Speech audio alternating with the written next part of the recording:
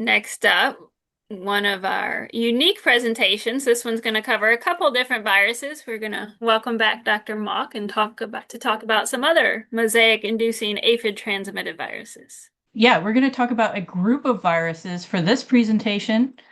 And the reason we're going to talk about them all together is because they're all related to each other. So we have Papaya ringspot virus, also known as PRSV, watermelon mosaic virus, WMV, a new one on the scene, Zucchini tigre mosaic virus, ZTMV, and zucchini yellow mosaic virus, ZYMV. So these are all in the same group of viruses called potiviruses. And they have a lot of overlap in the types of symptoms that they cause and the yield impacts that they cause. So we thought it would be best to talk about them as a group. Even though they're all related to each other, there are differences among them in the types or species of aphids that transmit each of them, although for the most part, there's quite a lot of overlap here as well. So some of the more common aphid species that we see in agricultural systems are all basically capable of transmitting these viruses. The one exception is ZTMV, Zucchini tigre mosaic virus, which, because it's much newer on the scene and we don't know very much about all of its ecology yet, we don't know the full range of vectors for this species, but it's closely related among all these viruses to PRSV. So we can expect that the aphids that likely transmit PRSV are probably also going to be able to transmit ZTMV. So I'm not going to list all the species here, but it's likely that if you have large populations of, very common agricultural pest species in your field, those are the ones that can be transmitting these viruses. And as Cesar mentioned, these are also transmitted in a non-persistent manner, right? So that means those quick probes are going to be moving them around. A couple of these viruses, PRSV and WMV, have been established for quite some time, with first detections in Florida, Texas. ZYMV has also been established for a few decades now, with first detections in Florida and then shortly thereafter in California. These are all pretty widespread in the United States at this point. ZTMV has only been detected in the last couple of decades for the most part. We did have an initial detection in 2002 in Florida, but then it kind of disappeared for quite a while and popped up again in 2015. And there's also been a detection in Hawaii. So what we're dealing with this virus, we're not sure yet. It's likely that we're seeing a lot of symptoms that are similar to other viruses, and it may be more widespread. But we haven't done the surveys to check for that yet. So thinking about the hosts that are affected by these viruses, all of them are capable, as far as we know, of infecting a wide range of cultivated cucurbits, including squash, pumpkins, melons, watermelons, cucumbers, and some of the more specialty cucurbits as well, like ivy gourd and things like that. In addition, some of them have a pretty good host range outside of cucurbits, including like watermelon mosaic virus can infect other crops like peas, tomatoes, and carrots, and also common weeds, right? So again, a lot of those strategies that we might use just to control viruses generally are also going to be applicable to controlling these particular viruses. As I mentioned, PRSV, WMV, and ZYMV are now widely distributed in the United States. These are what we call widely prevalent viruses, and it's pretty much accepted that every state in the United States and also many places throughout the world have these viruses as a fixture in the landscape. And in particular, these are a problem where we have those warmer climates and we can have year-round cucurbit production, or at least year-round cropping systems, and potentially year-round aphid populations as well. I put the star on the map here for ZTMV, so far only in Florida and Hawaii. But as I mentioned, this may be more widely distributed. It's just that we haven't had the capacity to rigorously test for it across more states. So let's look at some of the symptoms of these viruses. They are all related to each other and do have the potential to produce symptoms that are very similar among the different species. So PRSV, we see typical of this, there would be leaf distortions, and particularly this sort of fan-like fan-shaped leaf structure that is quite different from the normal leaf structure. So that can be an indication that you may have PRSV in your field. And then we also see color breaking on the fruits caused by infection by this virus. For WMV, really classic mosaic appearance with those yellowing between the leaf margins and between the leaf veins. But we can also see reductions in leaf size and distortions as well. And these viruses, typically, we would call them like really acute viruses. They cause disease quite quickly. These symptoms typically appear in a very short period of time, 7 to 14 days after infection. But again, as Cesar mentioned, this is going to vary depending on when those plants become infected. So the younger the plants become infected, the more likely they are to see this rapid onset of disease. But older plants may have some age-related resistance or may have a less severe reaction in terms of symptom expression. ZTMV, I would say these symptoms are pretty neat looking. Like the name suggests, it's kind of a tiger stripe pattern. But you can also see that leaf distortion and blistering that's typical of other members of this genus of viruses.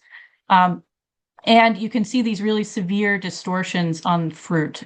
So this is an example of squash that's showing not only the color breaking, but also blistering symptoms as well. So that can be, a particularly negative impact on marketability if it's present. And then ZYMV, we typically see that mosaic pattern that we might see with WMV, PRSV, all the others. But another sort of characteristic symptom of this would be these filiform leaf distortions, where they're basically getting very thin and finger-like in appearance. Again, none of these symptoms are truly diagnostic of these viruses, but can give you an indication, okay, I have a virus problem in my field.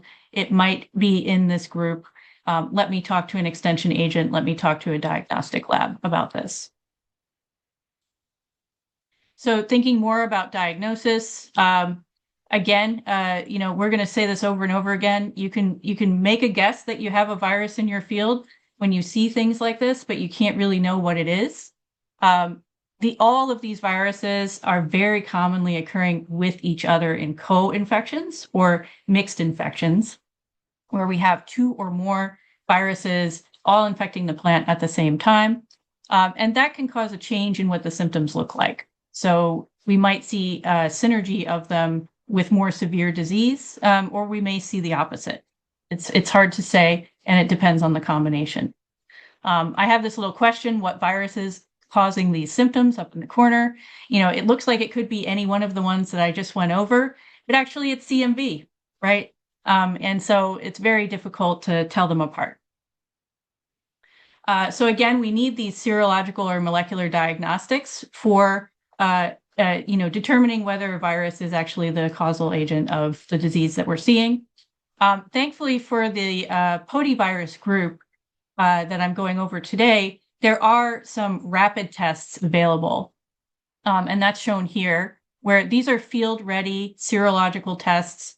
There is one for ZYMV, and there's also a general potivirus test, which is really useful because it will test for any of the viruses that I just went over here. And it will tell you if you have a potivirus in your plot, right?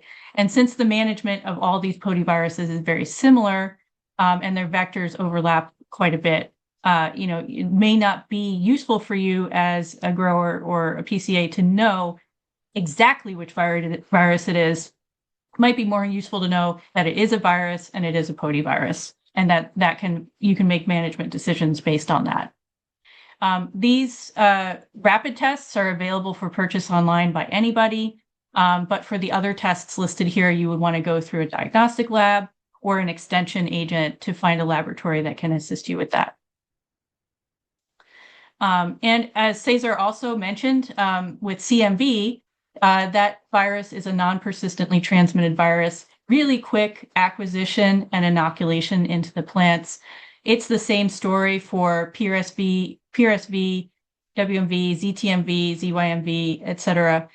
Those are all transmitted in the same non-persistent, very quick manner.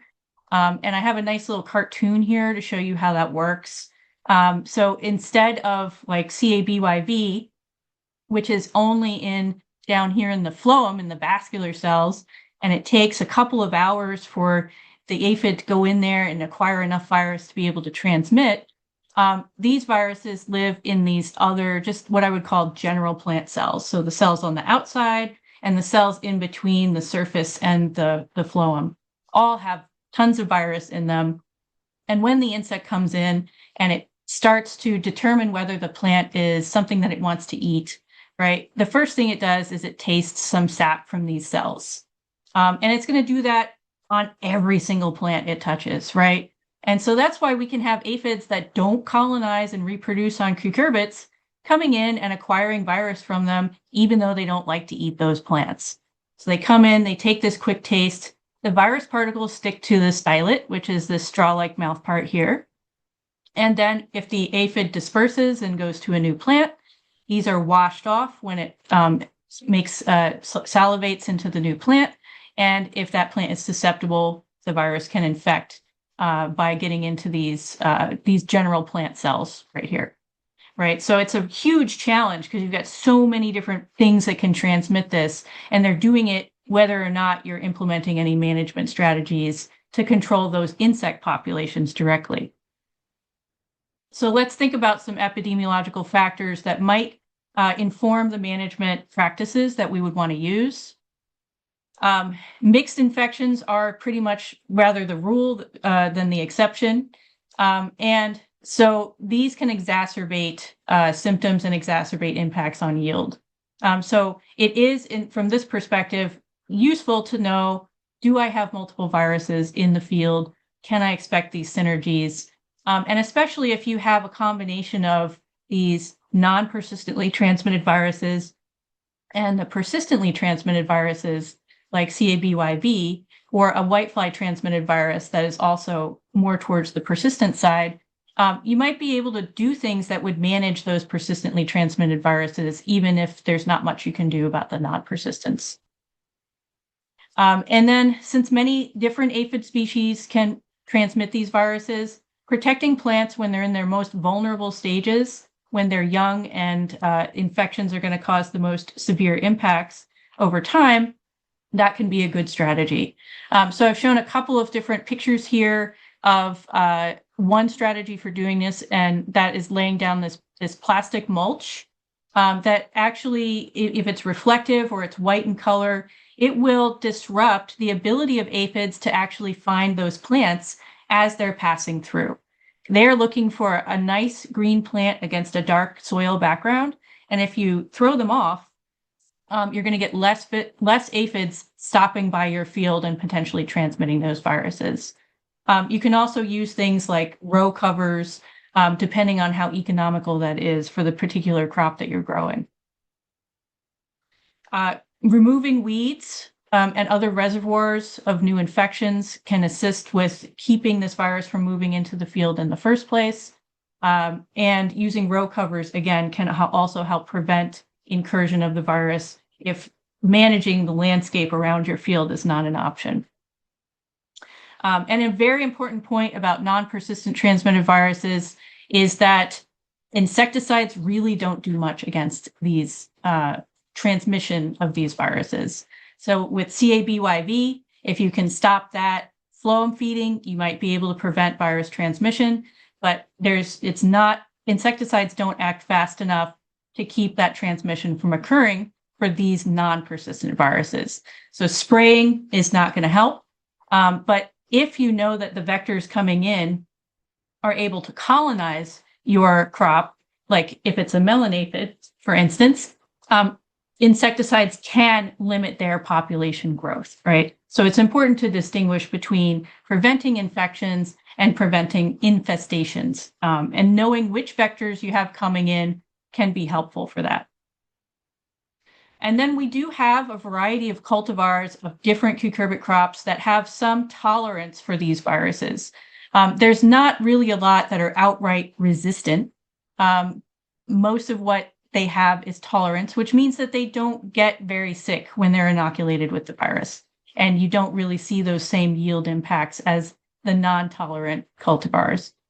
So there are university and agricultural research programs across the country that maintain lists of resistant varieties that are suitable for the area where you're growing. So it's a good idea to consult with local extension personnel about, oh, how can I find these lists? Which varieties might you recommend given these virus challenges? And with that, I will end my second presentation. And I just wanted to put my contact information up here. Feel free to reach out if you have any more questions about these viruses. I've been studying them for quite a long time, and I'm happy to discuss any more questions that you have. All right. Thank you, Kerry.